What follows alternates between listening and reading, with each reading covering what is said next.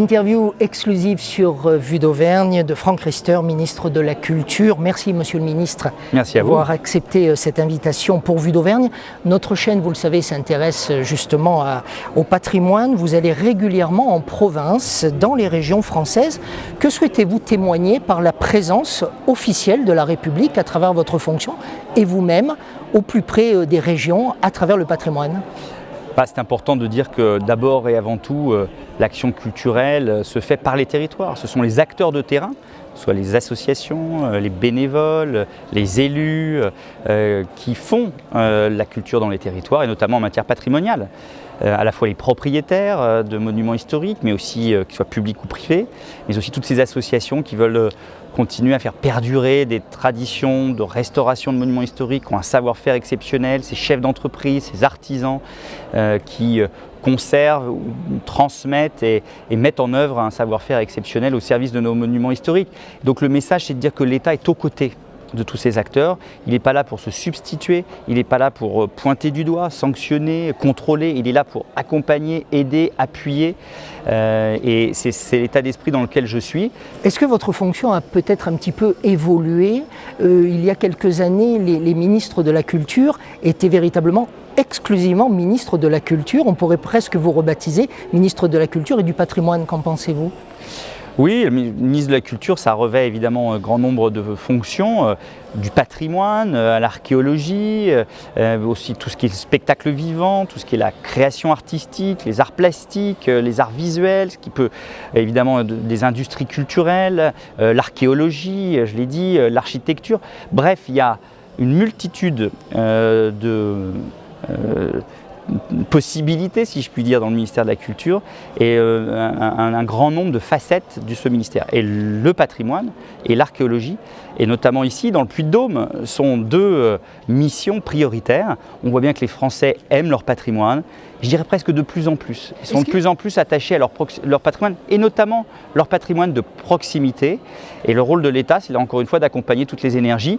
On l'a vu avec le président de la République qui a souhaité créer un loto du patrimoine en s'appuyant sur l'initiative de Stéphane Bern.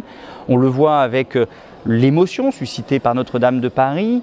On le voit avec cette volonté des élus et des habitants des territoires de restaurer les monuments historiques et de restaurer aussi tout ce patrimoine de proximité, ces lavoirs, ces églises, c'est ce qui fait le patrimoine de proximité. Et ici dans le Puy-de-Dôme, il y a vraiment beaucoup à faire. Je vais reprendre deux de vos idées, Monsieur le Ministre, si vous permettez, justement ce rapport des Français à leur patrimoine.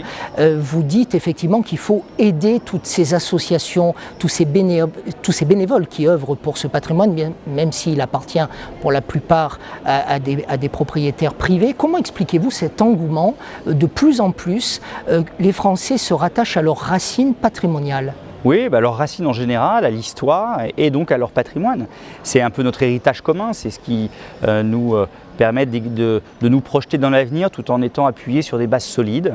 Et ce patrimoine, on a envie finalement de plus en plus de le valoriser, parce qu'en le valorisant, on valorise nos racines, ce qui nous sommes. Et je crois que le rôle de l'État, certes éventuellement d'apporter des moyens financiers, mais aussi d'apporter une expertise, une ingénierie, pour ces communes petites et moyennes qui souffrent d'un manque d'expertise. Faire n'importe quoi et que les choses s'inscrivent aussi dans la durée. Et c'est exactement. Et c'est la raison pour laquelle on est en train d'aller plus loin dans la déconcentration, c'est-à-dire de donner davantage de moyens, de décision, de moyens en termes de ressources humaines aux organisations des ministères de la Culture au plus près des territoires, à travers les UDAP, à travers les directions régionales des affaires culturelles, pour qu'ils viennent encore plus en expertise et en soutien de toutes ces initiatives locales. Deuxième idée force, mais vous l'avez bien sûr évoqué, vous étiez aux côtés du président de la République dans la première heure de l'incendie de Notre-Dame de Paris, de la cathédrale Notre-Dame de Paris. Comment avez-vous, vous, personnellement, vécu l'engouement des Français pour justement ce patrimoine architectural et puis ce patrimoine cultuel ? Oui, Notre-Dame de Paris, ça dépasse même simplement le patrimoine architectural. C'est un patrimoine d'exception, c'est un chef-d'œuvre architectural, c'est aussi un symbole cultuel évidemment. Et pour les catholiques, ça a été un choc terrible de voir Notre-Dame de Paris partir en fumée. En tout cas, sa charpente, son toit et sa flèche. Et c'est aussi beaucoup plus, c'est le cœur de Paris, c'est le cœur de notre pays. Vous dites le cœur de la France ? En tout cas, c'est l'endroit d'où part, vous savez, toutes les distances depuis Paris. Ça part de Notre-Dame de Paris. C'est un peu, oui, c'est le cœur de la France, je ne sais pas, mais en tout cas le cœur de Paris. Et c'est un symbole qui représente un grand nombre de pages de l'histoire de France qui ont été tournées à Notre-Dame de Paris. Donc ça a suscité évidemment une émotion très forte en France, chez les catholiques, chez les Parisiennes et les Parisiens, mais aussi chez tous les Français, et même au-delà, ça a touché le monde entier. Et ça m'a frappé quand même, l'impact de ces images de Notre-Dame en feu. Jusqu'au président des États-Unis, d'ailleurs, qui tweet à cet instant-là. Exactement, dans le monde entier. Pour dire une bêtise d'ailleurs, parce qu'il voulait qu'on aille avec des hélicoptères ou des engins aériens éteindre l'incendie, ce qui aurait été évidemment catastrophique, puisque tout ça est fragile, c'est un équilibre fragile, et si vous mettez des tonnes d'eau, vous cassez tout, alors les pompiers ont fait un travail exceptionnel pour préserver le principal qui a été les murs et les beffrois. C'est quoi aujourd'hui le calendrier? Et donc ça montre qu'il y a eu un émoi partout dans le monde autour de Notre-Dame de Paris. Ça nous donne une responsabilité colossale de faire une restauration qui soit exemplaire et à la hauteur de ce que représente Notre-Dame de Paris partout dans le monde. Le calendrier de la restauration? Calendrier de la restauration, là on est au moment de la conservation, c'est-à-dire vraiment de s'assurer qu'on préserve ce qui n'a pas été touché par le feu ou ce qui a été touché par le feu qui ne doit pas s'effondrer. Et là aujourd'hui il y a encore la voûte qui pose problème, donc on est en train d'étayer et de conserver la voûte. Et ensuite il y aura un état des lieux, un état sanitaire de Notre-Dame de Paris à réaliser, ce qui permettra ensuite de pouvoir définir l'étendue des travaux. Et il y aura le fameux choix à faire. Est-ce qu'on restaure à l'identique, en tout cas dans l'aspect visuel que pouvait être celui de Viollet-le-Duc? C'est quoi votre envie? Ou d'apporter ce qui se fait assez habituellement dans la restauration de cathédrales, c'est-à-dire apporter une touche de nouveauté, en tout cas. Je ne sais pas si c'est de la modernité, mais une nouvelle touche. Contemporaine. Contemporaine voulant dire de l'époque actuelle. Et la position du ministre? La position du ministre, c'est qu'à chaque fois qu'il y a une restauration de monuments historiques, il y a un débat patrimonial. Comment on restaure? Avec quels matériaux? Avec quel dessin? Avec quel éventuellement geste architectural nouveau?